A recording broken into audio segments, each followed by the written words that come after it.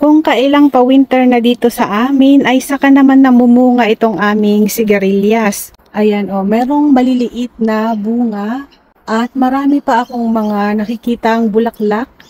At nag-umpisang mamulaklak itong aming sigarilyas nung binawasan ko itong variegated na kasaba na ito na nakatakip.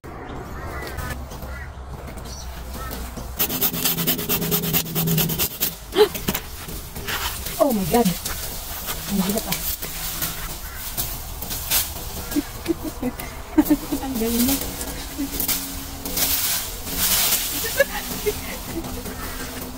Oh my God! Look at this!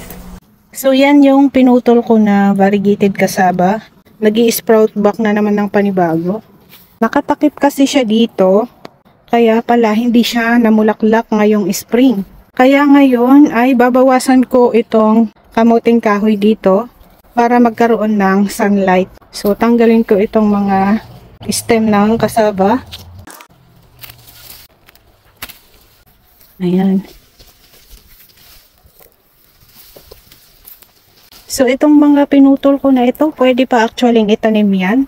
At saka yung mga iba, inuulam nila itong talbos, pero kami kasi hindi namin alam lutuin. So ayan, na-open up na itong space dito. At itong nakikita nyo namang mga seed pods dito ay yung pods ng butterfly peas.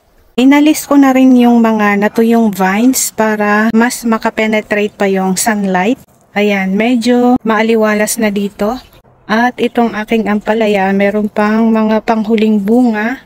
Pa-end na yung buhay nito.